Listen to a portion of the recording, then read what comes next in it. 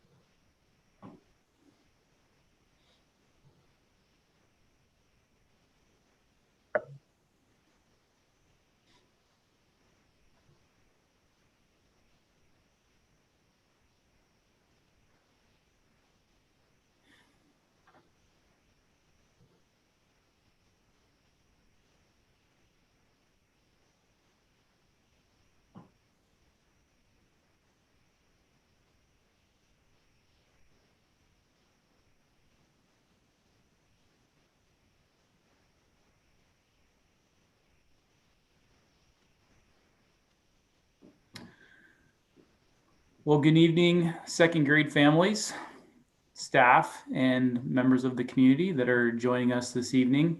My name is Adam Swinyard. I'm the superintendent for Spokane Public Schools. And the purpose of tonight is to provide you an update on the process for phasing early learners back to in-person instruction in our schools. We're going to talk a little bit about the decision and planning related to our reopening process for schools this year. And then we have a panel of experts from our school district that are going to be talking through a variety of different logistical details related to teaching and learning, cleaning, transportation, nutrition services, and do everything we can to address as many questions that you might have this evening. We do have almost 500 attendees, so we'll do everything we can to get through as many questions that surface after our panel talks through the information that they have to present this evening. Wanted to start by talking a little bit about where we've been and where we're going. And since the very beginning of the COVID-19 pandemic, when it was most impactful to schools last March, our school board and district leadership made a very intentional decision to follow the guidance of public health officials. And that has been our commitment prior to COVID-19, as we're a large school district with over 30,000 kids, over 4,000 staff members across 54 schools. And on any given day, on a typical school experience, we're following literally hundreds of regulations and guidelines. So we've believed every step of the way that following the guidance from public health officials is the most appropriate course of action, both from a practical perspective, as well as from a liability perspective, that we are going to trust public health experts to inform and guide the school district on what's best for the safety of our staff and for our kids. Over these many months, we've been in constant conversations with health officials from both the state and local levels as we have drafted a very intentional plan, both for distance learning, as well as the process for reintegrating students back into our schools. We received guidelines from the Department of Health this summer, and we began implementing those guidelines in consultation with the regional health district. And that involves starting the year in a distance learning format for all students. As we moved into September, and as we continued those consultations and planning, we received guidance to transition early learners, students in grades K2, back to in-person instruction. That started with kindergartners starting on October 7th. They began on an alternating schedule for 8 days and then began attending in person with the entire cohort of students, which is approximately 20 in our elementary early learning classrooms. We then recently started phasing first grade students back, and our current plan is to begin second grade students on November 30th. In the recent days, we've been, as other members of the community, watching very closely the rising case counts in our county and have continued consultation with both state and local health officials. As we conferred with them last week, they affirmed our plan to move forward with second grade students, and those conversations continued throughout the weekend and today. The primary data point that we are watching very closely is the transmission rate that we're observing inside of our schools. And since we started phasing kindergarten students back to in-person instruction, the rate of transmission inside of our schools, so someone entering our building with COVID and passing it to someone else inside of our schools, has been extremely rare. In fact, since we started kindergarten back, we've had one singular incident, which didn't even involve a general education classroom where COVID was transmitted. Because of that extremely low and extremely rare transmission rate, our consultation with health officials has been centered on the safety of our kids and our staff. And based on that fact and that data, they have reaffirmed their opinion and expert guidance that we continue to phase our early learners back, which will include second grade students. You heard likely many of you who listened to the governor on Sunday heard him acknowledge that the restrictions that have been put into place were for high risk activities, which do not include schools based on the data that's being observed across the state and country. You would have also heard him acknowledge that the transmission rate inside of schools is rare when schools follow the health guidelines that have been put in place, which is exactly what we're observing in Spokane Public Schools. Our plan is to continue to follow the guidance of health officials, and we'll continue to go slowly and methodically through this process. Spokane Public Schools has less grade levels attending than any other area school district that we're aware of. And that is reflective of our intent to go very slowly, go very cautiously, watch the data, and do everything we can to ensure that COVID is not transmitted in our schools and make decisions accordingly. In simple terms, COVID is not spreading inside of our schools, and that is a primary factor in our decision-making at this point, and we'll continue to follow that very closely. There's reason for optimism that when you wear a mask, when you social distance, when you engage in robust cleaning, when you aggressively quarantine, that those safety measures can be successful inside of schools. That's what we've observed over these last month.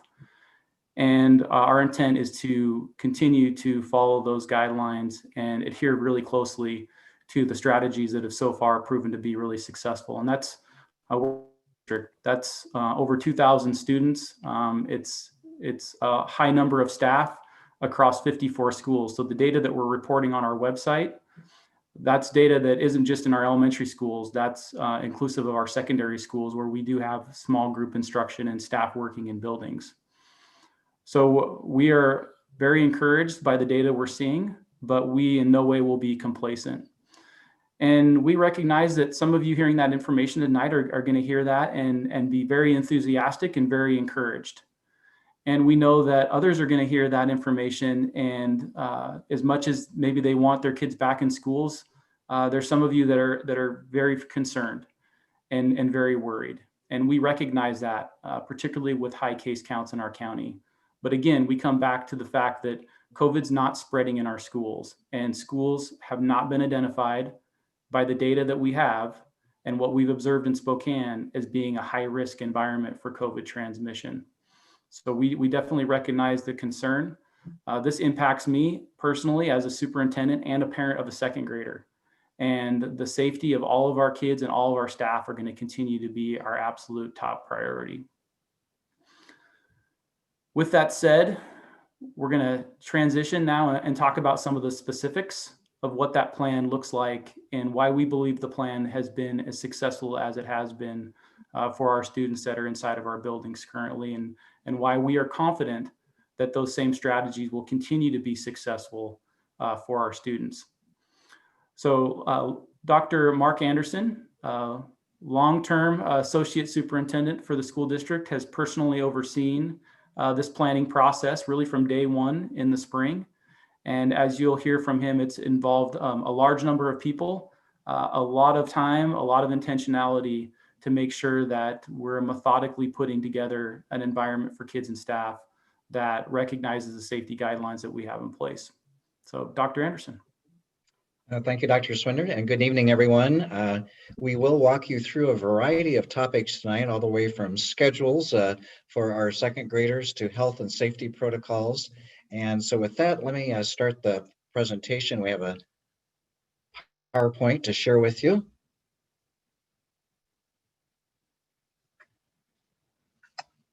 So we have had about 250 different staff, parents, experts helping us develop this reopening plan.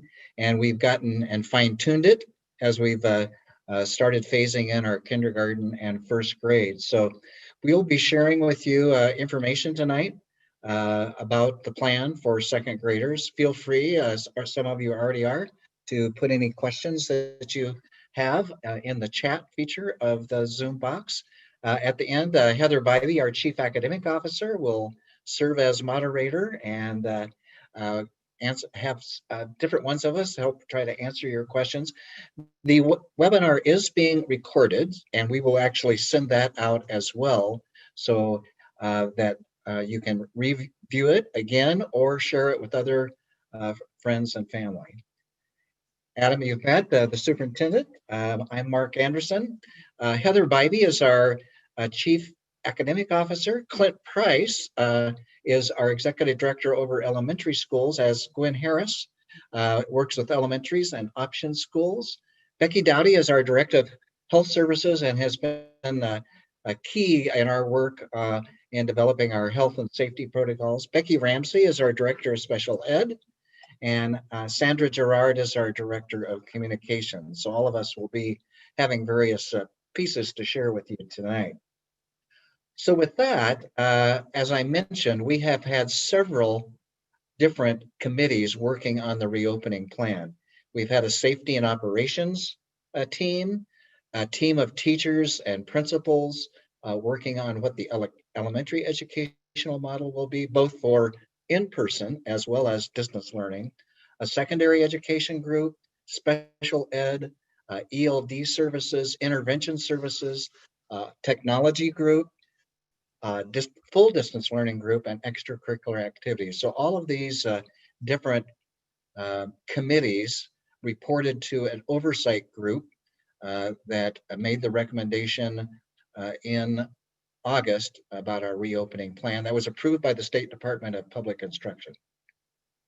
With that, I will turn it over to my colleague Heather to talk about how the schedule will work for your children during the first couple of weeks of school. So as we look to bring second graders back, we want to follow the same cadence and intentional planning we've done with our kindergarten and first grade. So with that, we have an 8-day A-B rotation put in place starting on November 30th and then ending on December 9th, with December 10th being the first day that all students would be back in person in second grade. And really the thought behind that was building in time for teachers to really focus on the protocols for this new learning environment, to teach them the hand washing, hygiene, and all of the kind of spacing and mask breaks, and to acclimate those students and families to this new learning for the year. The day will look similar to what you've experienced in previous years, with the start of school being at 8:30. The one difference is that school will be out at 2:30. The shortening of the day by that 30 minutes is really to allow for additional cleaning protocols for our classrooms. During the day, you'll see that students will have a traditional learning experience. They'll have all of their core learning, English, math, science, social studies, as well as their specialist instruction, PE, art, music.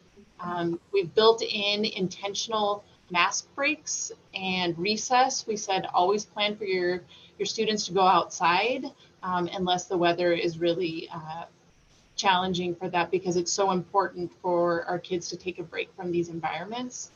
When students return on the 30th, everyone will be there to welcome them. We'll have all of our support staff, our administrators, counselors, office staff, our MTSS, our interventions, everyone there to welcome your students and help them acclimate to this year. And really, they've been waiting to see them, and they're really excited.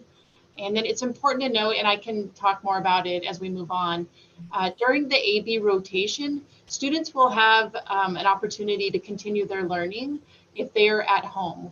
We've asked our teachers to focus on the students in front of them for the in-person instruction, to really focus on the protocols and put all their attention there.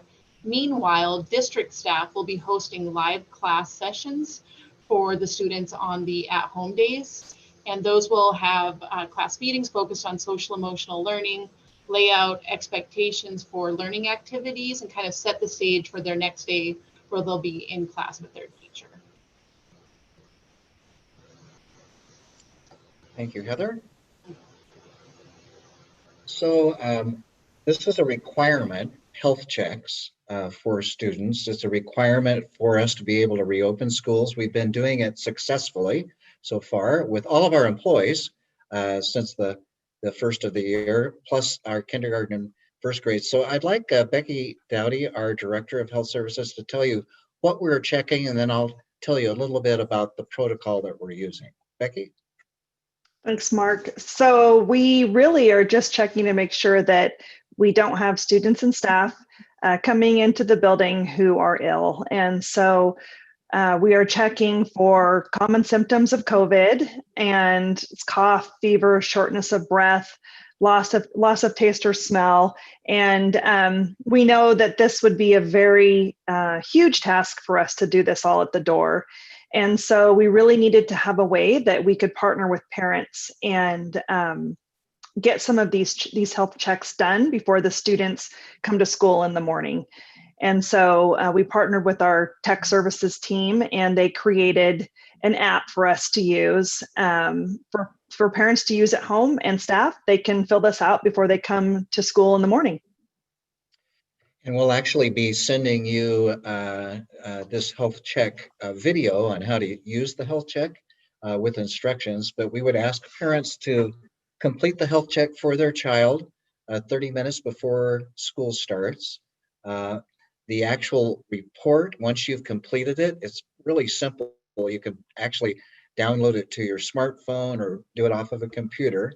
It comes to our office staff, it comes to our nurses, first and second grade teachers, it comes to, and then students who have not completed the health check prior to the start of school, then they will go through the attestation with the office staff before they can go to school. So again, we'll be sending this out to all parents with a little training video on how to use it. Pretty simple to use. All of our employees have been using it as well. We are going to be offering both breakfast and lunch to students. And this will go on through June. This is a federal program. It was the summer meal program that the federal government now has extended clear through June of 2021. There is a special meals available for students with allergies. The menu for each day is on our website at spokaneschools.org/meals. So feel free to look at that. Students can bring their own. We're asking all of our students not to share any food between them. And then the meals are actually delivered to the classroom, where students are spaced out 6 feet apart in their desks, and students actually eat in the classroom with their teacher supervising them. Then while they're out at recess, their teacher is having their lunch break. We are also providing transportation for students. Again, the health check needs to be done before students get on the bus. Face coverings have to be worn on the bus and at the bus stop. The buses are being thoroughly cleaned and disinfected between runs and to make it safe. We are operating our buses with the windows down slightly to get fresh air in. So if your students riding the bus, please have them wear a coat here in the winter. And all of our transportation information is available on the district's website for eligible riders that you can access. And we will actually start running bus service for second graders the very first day of school on the 30th. With that, we would like to go over with you some of the health and safety protocols that we're going to be teaching your students while they're at school. And this is back to what Heather said, why we're doing this A-B rotation is so the teacher has, 8 to 10 students to teach all these protocols to, because it is a new learning experience for our kids, and especially our second graders. They've been in school a couple of years, so this will be a new learning for them out of the regular routine of what they've been used to. So with that, let us kind of walk you through some of these protocols we'll be talking with or teaching your students. Starting with face coverings. Becky, tell us about what kind of face coverings parents should provide their kids to bring to school. So we need the students to wear a cloth face mask, similar to what you see everybody now wearing out and about at the grocery store. So just the same type of masks as you see adults wearing out and about. If a student does forget their mask, we have disposable masks available to the teachers out of the office. But Becky, what if a parent feels their student can't wear a face mask, maybe for a medical reason? Well, we do have some students, very few actually, that their medical provider has said that they cannot wear a face mask, a face covering. Again, it's been very rare, and we do ask for a note from that provider, and we work with the health department and the provider to see if there is any way that we can work with that student on wearing some sort of facial covering. But the cases we've seen so far have been legitimate medical reasons why the student cannot wear a face mask. How about a face shield? Is that an appropriate substitute for a face covering? So face shields are an option for our instructional staff when they're at the front of the classroom teaching, so that the students can see their facial expressions and their mouths. As soon as the teacher steps away from the front of the classroom, of course, they don their cloth face covering again. And maybe a question for Mr. Price, having been an elementary teacher and principal. What about students that don't keep their face mask on? What do teachers do? Well, we, like a lot of things, we offer lots of opportunities for students to learn proper protocols. As a learning community, we're great at helping students learn all these new processes that we have. And I'll tell you what we've found so far with our Ks and 1s is that really the students get it. And most of our students are wearing masks most of the time. They're even learning how and understanding the need when we go outside to take the mask break and remain 6 feet apart. They've done a nice job. Very good. Yeah, we've been having in our daycare program that started clear back last March. Students have been wearing the face coverings in those programs and seemingly do just fine. So Becky, what about hygiene? That, they say wearing face mask, social distancing, and you hear lots about what are our students going to get taught about hygiene practices?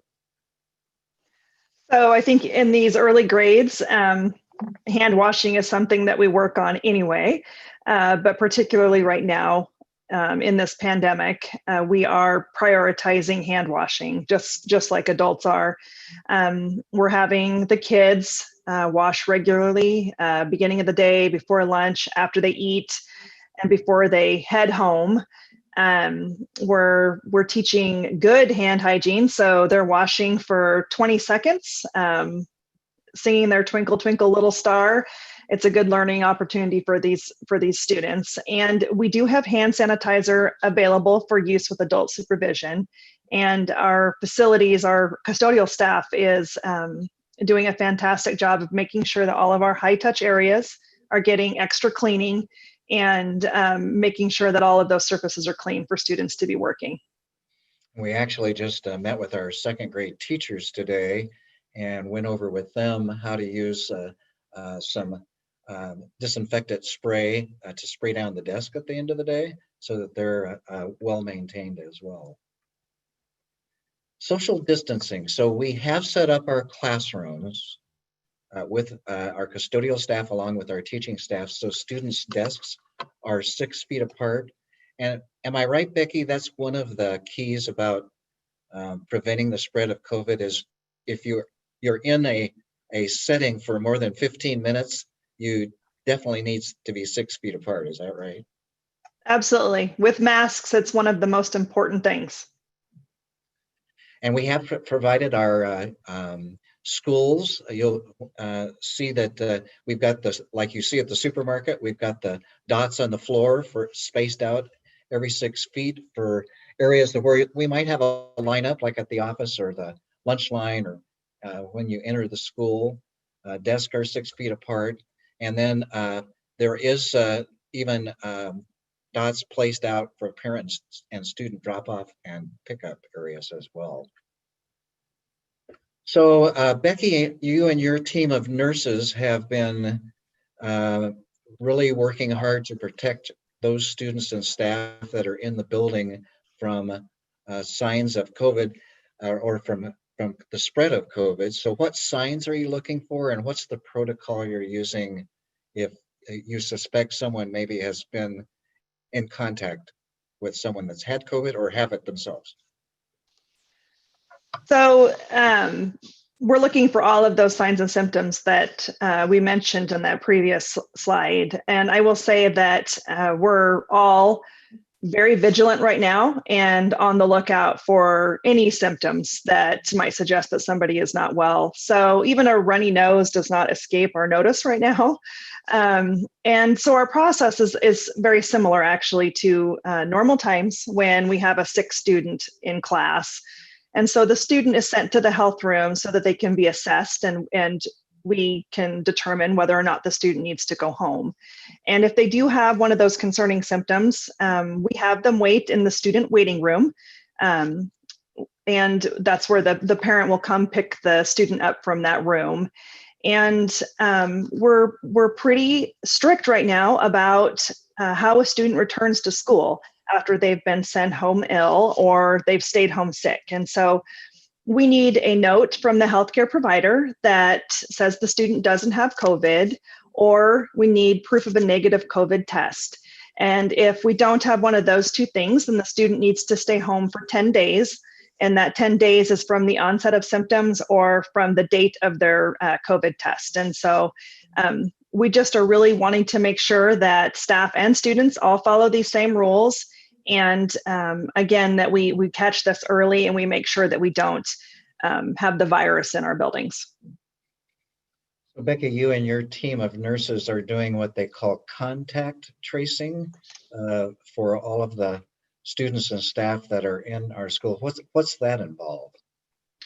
So we do. We have a team of nurses who are doing a fantastic job of reaching out when we find out somebody has been tested for COVID, and this is staff or students, or who has tested positive. We reach out to them and to all of their contacts to make sure that we've interviewed everybody. We want to make sure that we quarantine anybody who even may have had an exposure to a positive case. So it's a very robust system, and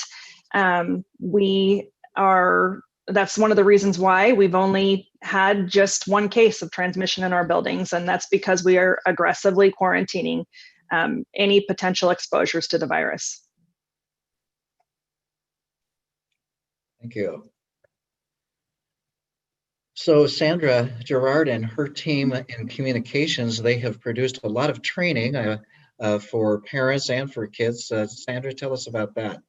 Right. Yeah. So the communications team did a great and wonderful job putting these videos together. These videos really summarize all the information that Becky and Mark have provided. So we have one on face covering, health check for students, hand washing, physical distancing, and a really neat video called Return to In-Person Learning, and it's for K through to second grade students, and it really kind of goes over the start of the day to the end of the day so that students can have an understanding of what their school day will look like.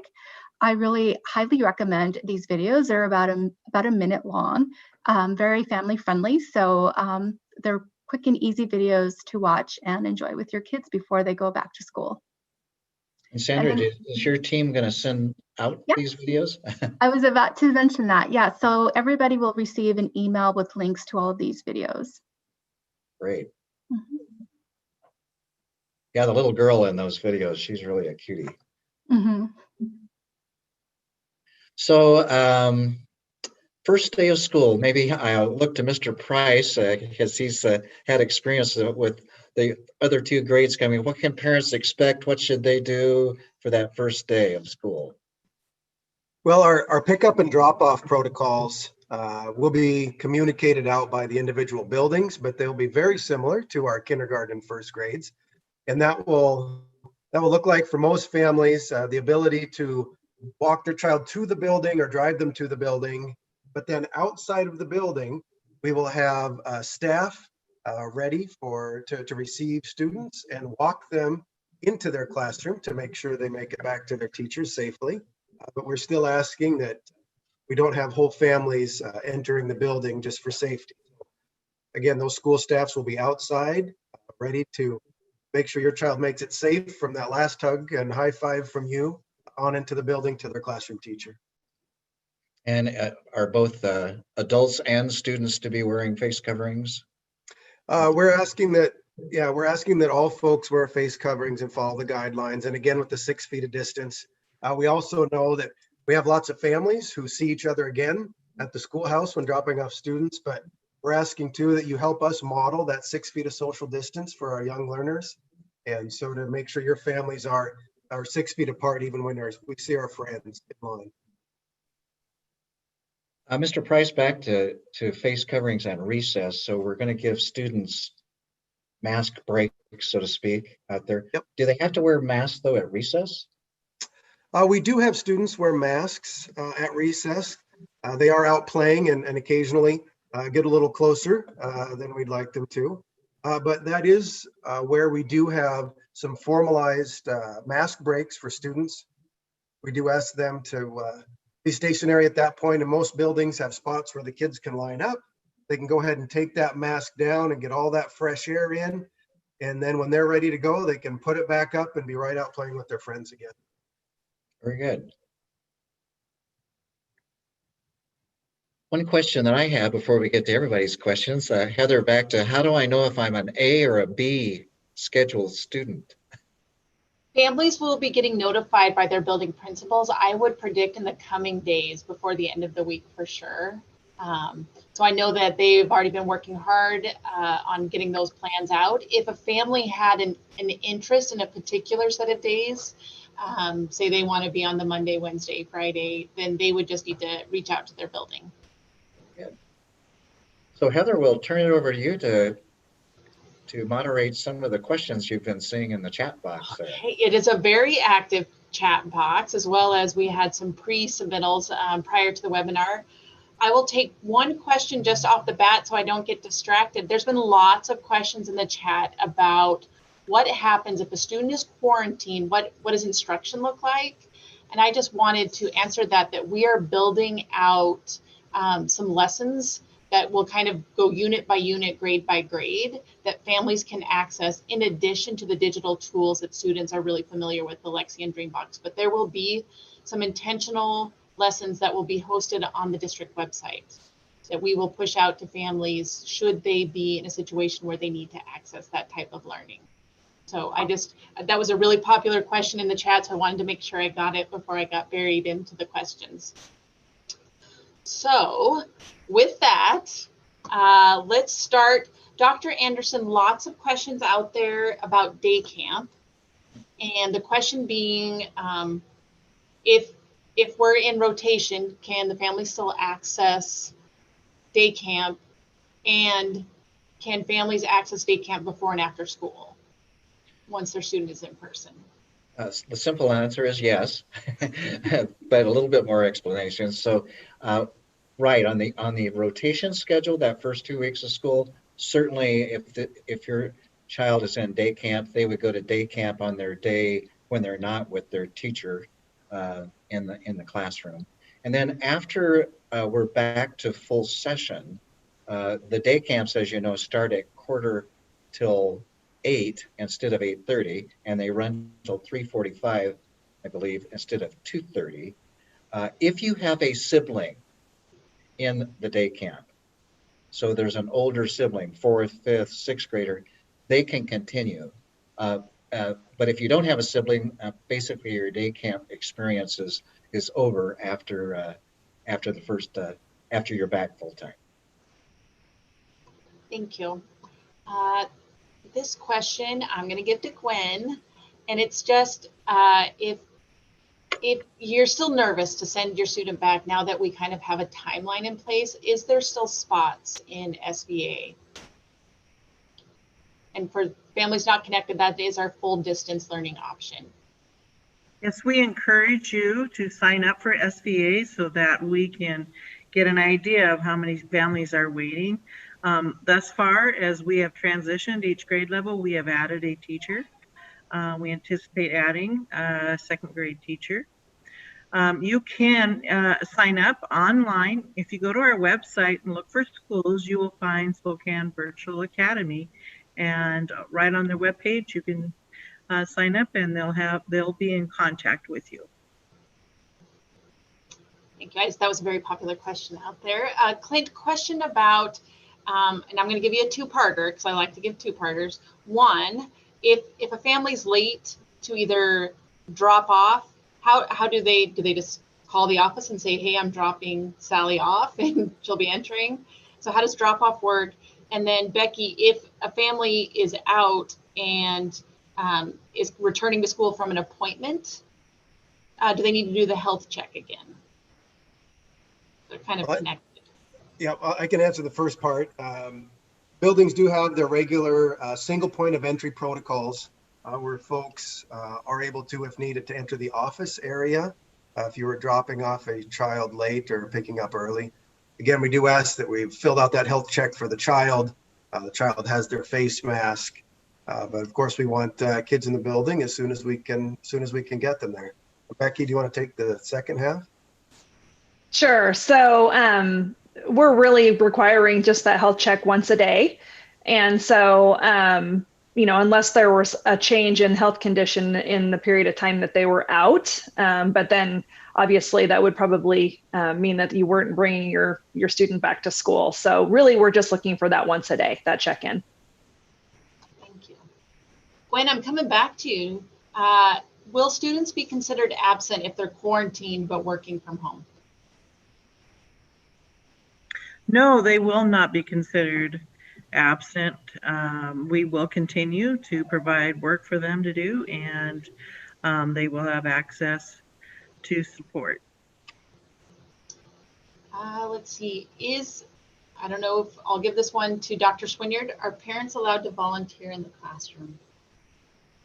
Yeah, unfortunately, at this time, we don't have parents volunteering because we're limiting the number of adults that come in our building, and we want to make sure that we can really effectively contact trace. So we're restricting that just to our staff at this time. Dr. Anderson, will children who are back in school need to pay for school lunches, even though kids who are in distance learning receive free lunch?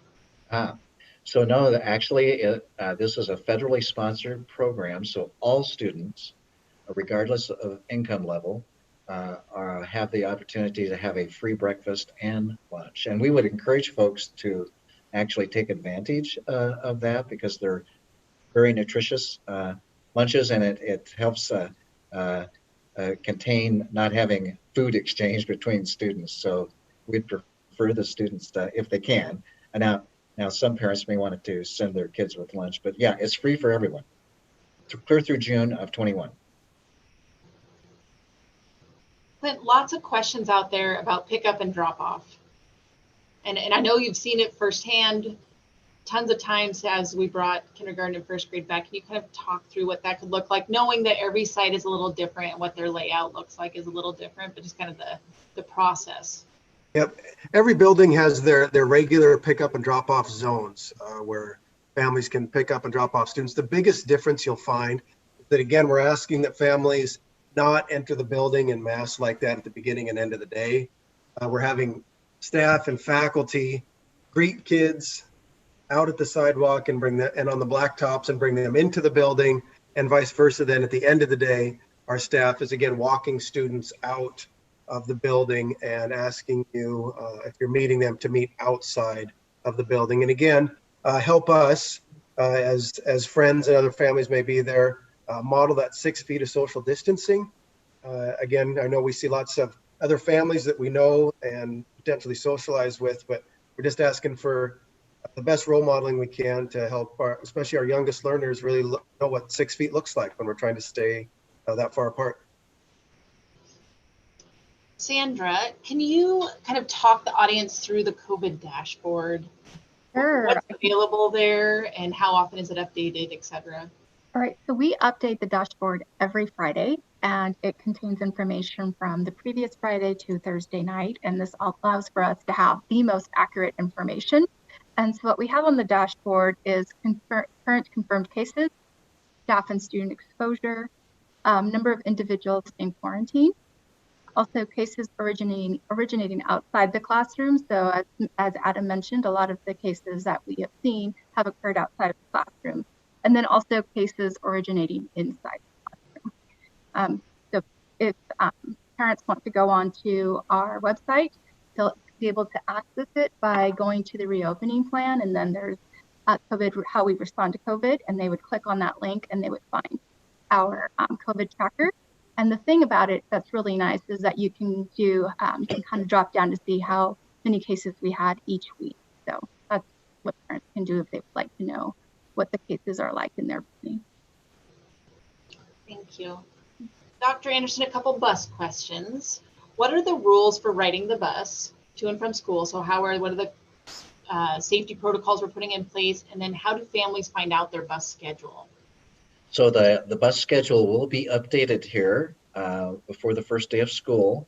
Just go to the district website, transportation, and it has all the routes, all the stop times, everything you need to know. And if you haven't signed up, please do so. Thank you.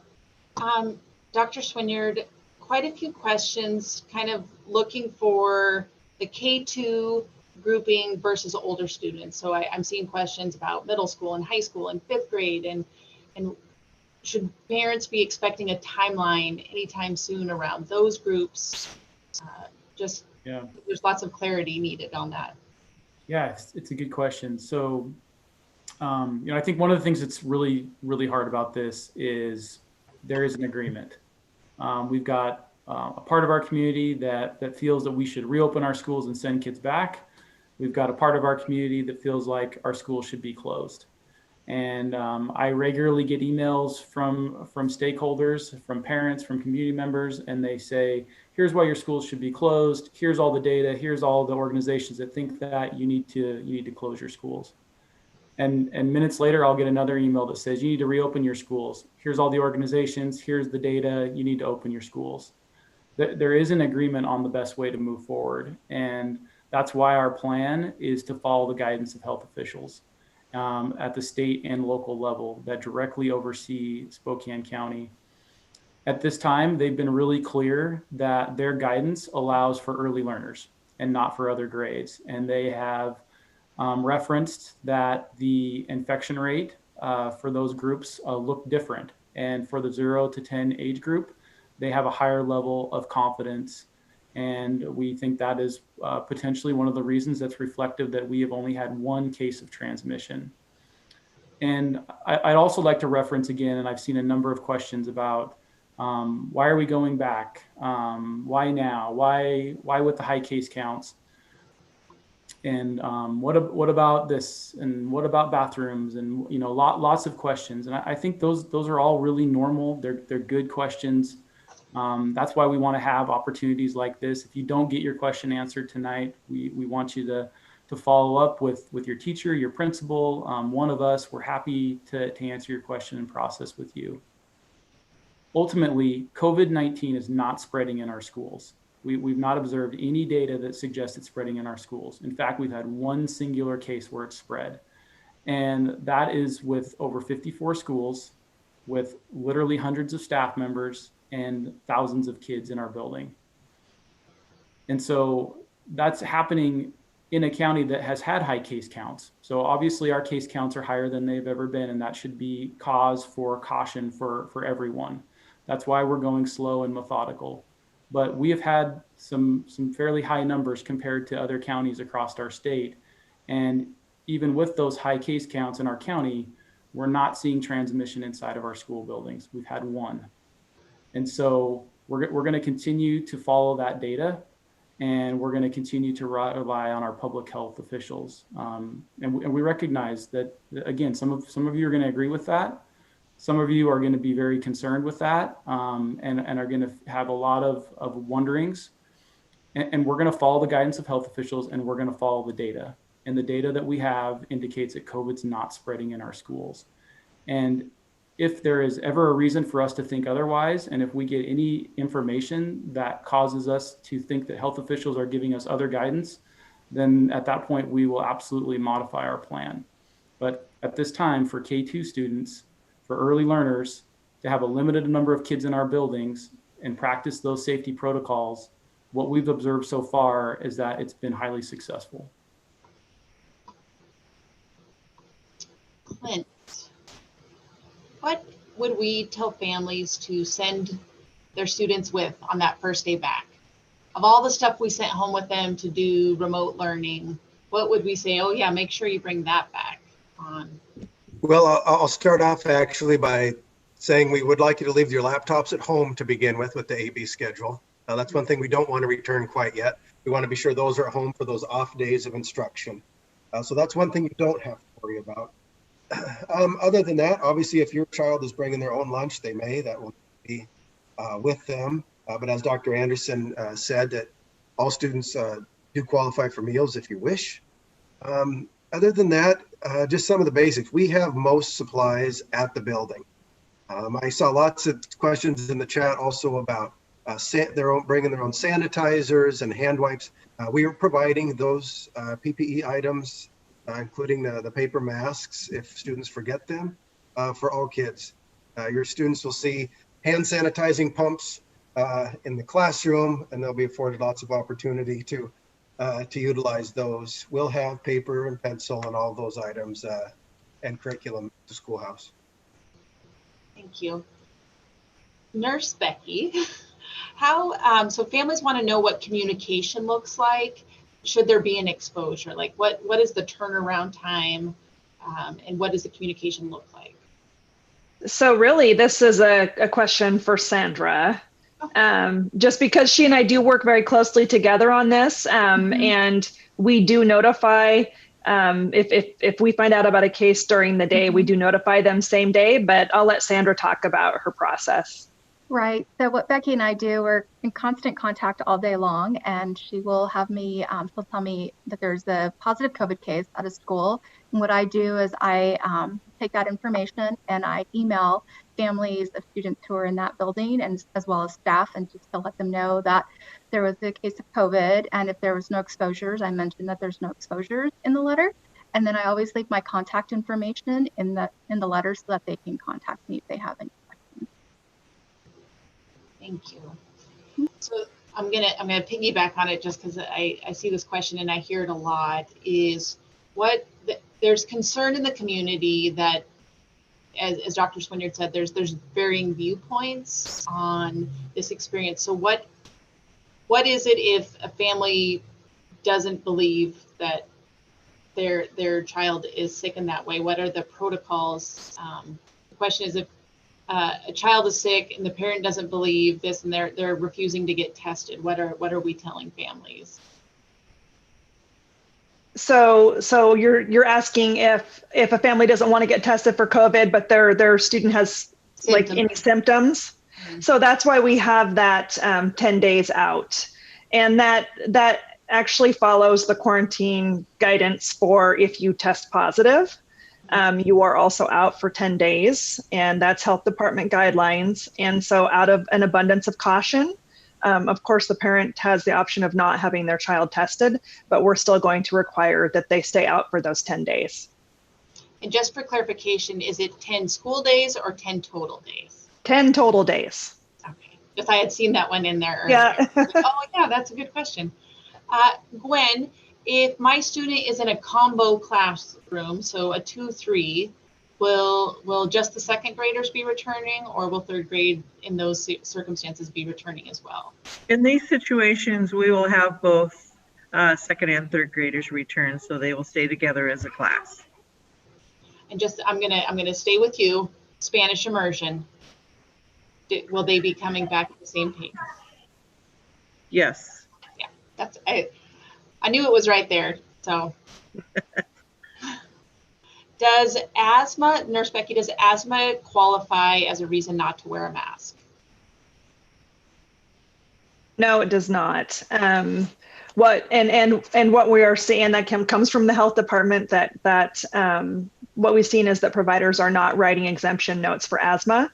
And in fact, if you talk to asthma and allergy providers locally and nationally, people with asthma are at higher risk of suffering severe illness with COVID and death. And so we want them to be extra protected. Dr. Anderson, is there any conversation as we continue to phase students back about expanding Express as kind of the difference between the day camp and Express options? So we have been talking about that internally, about at what point would we start a third site? We have 2 sites right now at Lincoln Heights and Finch. And if the demand is there, we have the capability easily of starting a third site. So as we look at, more grades coming back, we'll make that decision, as well as when we get to the point that we have our 5th and 6th graders back in school on the hybrid model, the alternating day model, we are considering offering a day camp for the off day for 5th and 6th graders whose parents are not comfortable with them staying at home alone. Thank you. Oh, so Clint, with weather, are we really going to be sending our kids outside in a Spokane winter? Well, the neat thing about the kids in Spokane is we've been going outside for a long time. Our kids love to play in the snow. A lot of our kids even love to play when it's sprinkling out. But we do recognize that occasionally there will be those days, we always have them, where either that wind chill is so high that it's just not safe for kids to be out, or we have the torrential downpour that occasionally happens. We'll do our best to provide activities for kids inside, but we will still be finding a space and a place for those outside mask breaks, even if it's just for a few minutes. It's important that all of our students receive that time for that bit of fresh air. It's good for our adults too. But we will try to be outside for quite a bit of the time as the weather permits. Thank you. Dr. Anderson, can you speak to some of the protocols and procedures we put into place at the start of the year in terms of our facilities? Like around our air systems, there's lots of questions about how our air systems work. So yes, we actually started, when we closed school back last March, started flushing our air systems on a more regular or frequent basis. So we've been flushing, bringing in more fresh air to all of our facilities that meet the guidelines that the health department had recommended. So we've been doing that since last March, actually. Thank you. And then I think we've answered lots of questions on Express. So just seeing, there's questions, and I know that's kind of into the weeds, but it's, will we be providing transportation? You know how currently we have some of our students are choice into the day camp that had the opening spot. And so it might be a day camp not at their home school. Will there be transportation between where they're attending school and the day camp that they were in? Probably not. Yeah, probably not. That was one that I was like, oh, that is a good question. Right. So Adam, I know we're kind of coming up at the end of the hour, and there's anxiety out there. And I think every time we all hear new information, we kind of reprocess that. And so wondering if there's anything that you want to add as we send families away. We have made it through about 140 of the questions, but there are still plenty there, and we know that. And like we said, we do put these into a document, put it on the website. We record this so that you can go back and watch, and we are available individually for you to reach out to as you process and make the decisions for your family. But just parting words. Yeah, thanks, Heather. Well, one is if you didn't get your question answered and it's about a specific department like transportation or express, we encourage you to go to our district website, and you can go to our directory and search those departments and get contact information and follow up with them directly, because we want to get your question answered. One of the other things that I saw in the chat was at what point would we close schools, or at what point would we modify our plan? And that's a really good question. And we have posed that question to our public health officials on several occasions. What we've consistently heard from them is that there isn't a definitive line in the sand on any specific metric, and that they're looking at a number of different variables in terms of how they give us their guidance. The most important one that they've indicated, as I've mentioned multiple times tonight, is the transmission rate inside of our schools. And that, as I've mentioned multiple times, we've only had one. It's extremely, extremely rare. Even in a county with high case counts, we've only had one. The other thing that they've indicated is our ability to contact trace. And so Becky and her team of nurses, their ability to very quickly and efficiently follow up, contact trace, identify where transmission occurred, and then issue quarantine notices to staff. And so our ability and capacity to manage the demand of that is another factor we have to consider. Another factor we will consider is if at some point we have a number of staff members that are out that doesn't allow us to fill them with substitutes, then we would also have to adjust our plan. And you've probably heard some other area school districts who one specifically came out and a very similar message. They're not having transmission inside of their schools. However, they're closing because they're quarantining so many staff members that they're not able to fill those substitute positions. We have gone slowly and methodically for a reason. That's why we're a school district that followed the guidelines for only K2. That's why we've been methodical, in that we think that we are able to manage the numbers at this point with contact tracing and quarantining. So at this point, we're able to do what we need to do to continue to provide services to kids. So I wanted to reference that part because it was a question we received from a number of people, is what is that number? And if any of you have more questions about the Department of Health decision-making tree, feel free to reach out to us, and we can talk through how in that decision-making tree, counties in the high risk range, the educational modalities that are allowable are small groups or cohorts of kids that are early learners. So we fall into that decision-making tree and inside of that guidance. So again, we recognize there is a lot of concern from many of you, although we probably had more thank yous of appreciation in the chat than we've ever had for a webinar. And we appreciate that. That means a lot. Everyone is doing their absolute best to support kids and keep people safe and do the right thing. That doesn't mean that we always agree. And it doesn't mean there isn't concern. But what, again, we're going to commit to is following the guidance of health officials, watching the data really closely. There has not been significant transmission inside of our schools, and that is going to continue to be the focus of what we're monitoring, even in a county with high case counts. So we really appreciate you being here tonight. If you didn't get your questions answered, we'll do the best to follow up with the FAQ on our website. And please don't hesitate to reach out if you have additional questions or wonderings. So thanks everybody for being here. We wish you well. And we wish you a safe days to come. Take care.